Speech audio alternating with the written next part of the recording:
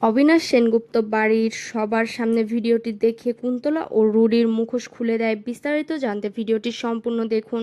কুন্তলা সেনগুপ্ত বাড়ির সকলের সামনে দীপাকে মিথ্যাবাদী প্রমাণ করে দিলে সূর্যর বাবা, সোনা সহ সকলেই দীপাকে অপমান করে বাড়ি থেকে বের করে দেওয়ার চেষ্টা করে। দীপা বেরিয়ে যেতে লাগবে তখনই সেখানে চলে আসে অবিনাশ। অবিনাশ দীপাকে বলে ওঠে, আপনি আমার সঙ্গে আসুন।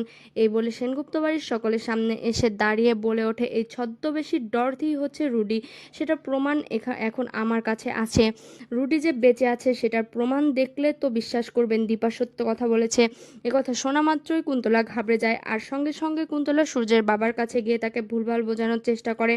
সূর্যের বাবাও কুন্তলার কথায় অবিনাশকে ও দীপাকে বাড়ি থেকে বেরিয়ে যেতে বললে তখন অবিনাশ উত্তর দিয়ে বলে ওঠে, আমরা চলে যাব, কিন্তু তার আগে সময় এসে গেছে এই ছদ্মবেশী রুডির মুখোশ খোলার।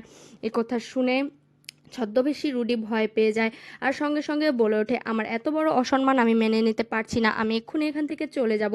এই বলে চলে যেতে লাগবে তখনই অবিনাশ গিয়ে ছদ্মবেশী রুডির সামনে দাঁড়ায় আর বলে ওঠে, মুখোশ খুলে যাবে বলে পালাচ্ছিস সেখান থেকে? এক পাও নড়বি না, কোথাও যাবি না, পুলিশ আসছে, তোকে পুলিশের হাতে তুলে দেব। এই কথা শুনে রুডি ভয় পেয়ে যায়।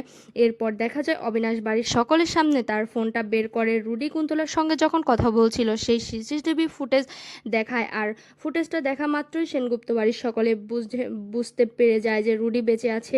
তখন সূর্য রুডির সামনে গিয়ে দাঁড়ায় এবং তার গালে একটি ঘুষি মারে, আর সঙ্গে সঙ্গে ছদ্মবেশী রুডির চুলগুলো খুলে পড়ে যায়। এই ছদ্মবেশী ডরথি যে রুডি, এটা সবার সামনে দেখার পর চমকে ওঠে। এদিকে সোনা এখনো রেগে যায় আর সঙ্গে সঙ্গে রুডির কাছে গিয়ে বলে ওঠে, রুডি তুমি বেঁচে আছো? এতদিন তাহলে মা সত্যি কথাই বলেছিল? তুমি ছদ্মবেশ নিয়ে এই বাড়িতে ক্ষতি করতে এসেছো?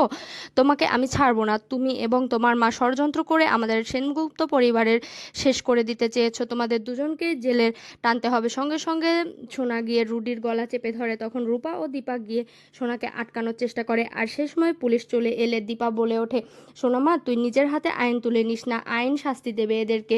তো ভিউয়ার্স, এমনটা যদি নতুন পর্বগুলোতে হয় তাহলে আপনাদের দেখতে কেমন লাগবে? আপনাদের মতামত আমাদের কমেন্টে জানাবেন। ধন্যবাদ।